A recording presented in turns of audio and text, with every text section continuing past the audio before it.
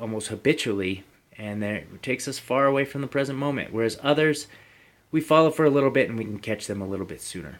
Okay? So don't be hard on yourself if you have future or past thoughts. Just know that this is what's going on in your mind when you're having them. That you are being pulled away from the present moment, from your present moment experience.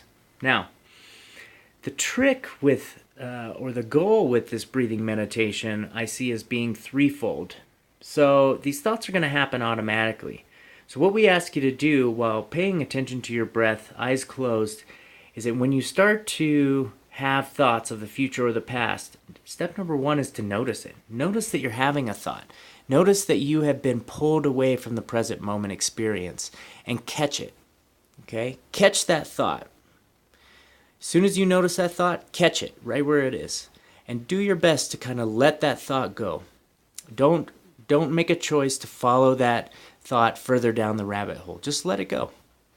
And then third, we need to take action once we've let it go and actively refocus on that anchor. Okay? So re-engage your focus back onto what the physical sensation of the breath feels like. Boom. And then you're back here at the present moment. Okay? So we have a thought, we catch it, refocus.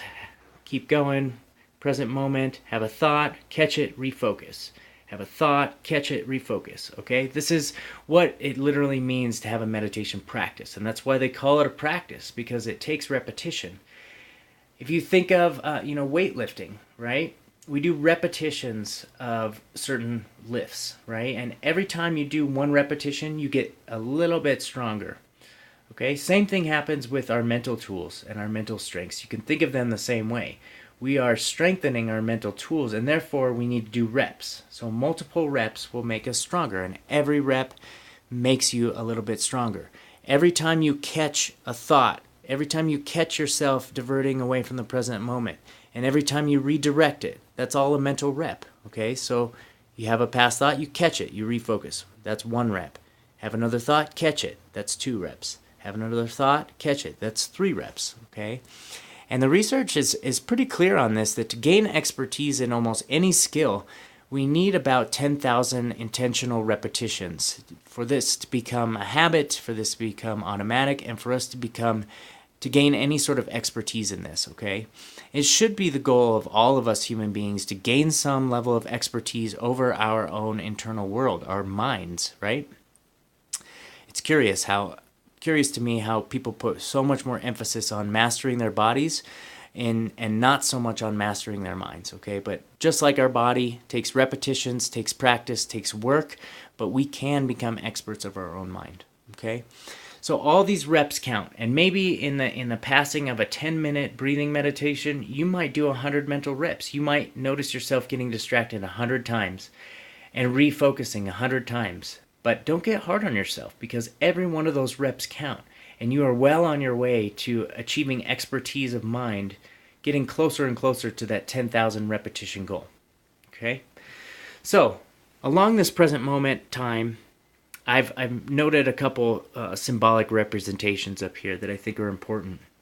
And these sort of represent some of the things that we miss out on in everyday life when we're engaging more of this anxiety or depression mindset.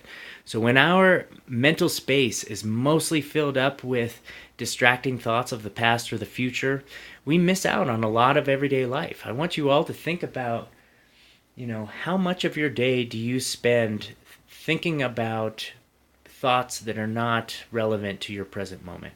And if we were to add that all up over time, over one day, just imagine that, over one day, how many hours of your day are you spending not being present, okay? And then add that up over a year, add that up over a lifetime, then we really spend very little time being very present in our life. And how much of our life do we miss because of that? That's sort of what these symbolic representations are meant to display. So this one right here, just a general little rose or a little flower. It's meant to represent the beauty that's all around us all the time. Okay, so the simple little things in life, noticing pretty flowers, stopping to literally smell the roses and recognize and appreciate the beauty of the aroma and the beauty of, what it takes to bring something like that into our reality. So noticing the little things, sunsets, to the changing of the leaves. That's happening right now in Colorado. So make sure that you're stopping and slowing yourself down so that you're not missing all these beautiful reasons that we can be grateful and be happy in our everyday life. Okay, you'll find much more happiness if you're more present.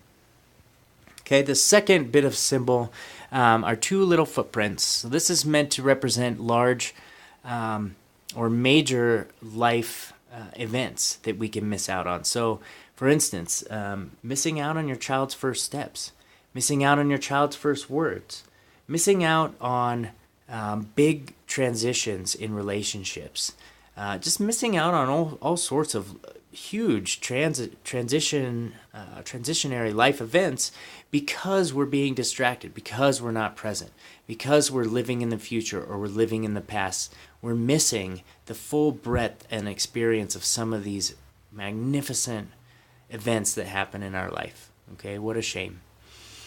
So this third symbol is a $, and it represents missed opportunities to improve our financial situations, missed opportunities to improve our career or our education or our status in life, just missed opportunities in that sense, okay? We miss a lot of open doors and opportunities by not paying attention, okay? The more we pay attention to what's going on right around us, the more we're going to notice when these doors are open. And lastly, this little smiley face symbol just represents general happiness.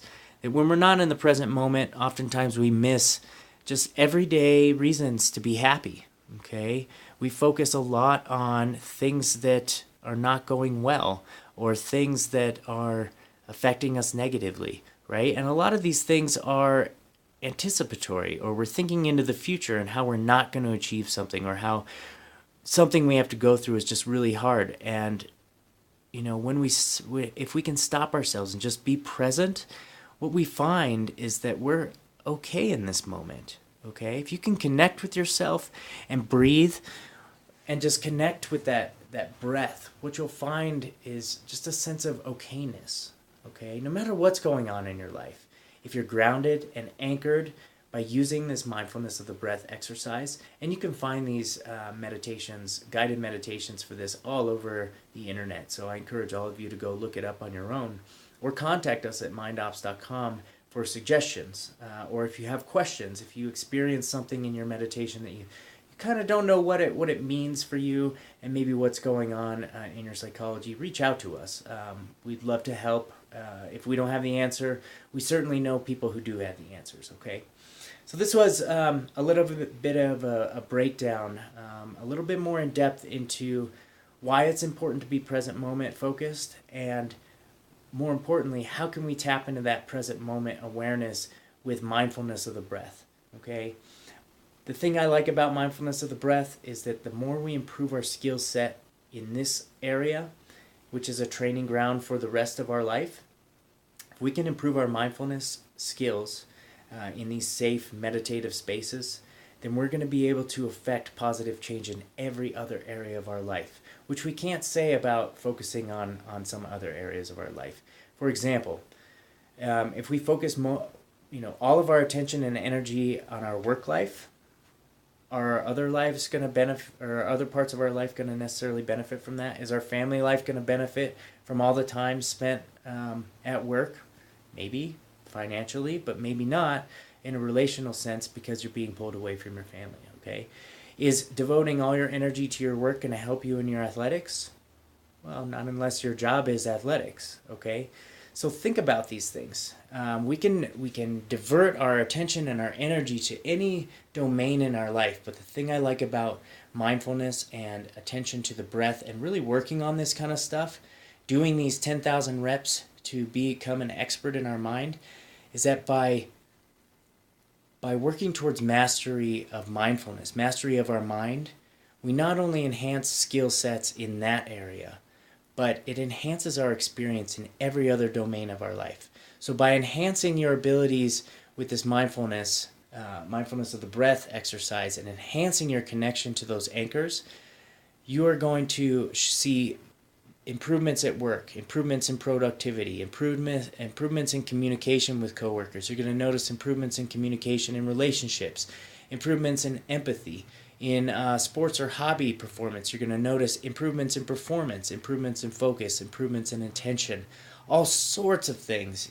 Lots and lots to go over, and not enough time in this video to hit it all.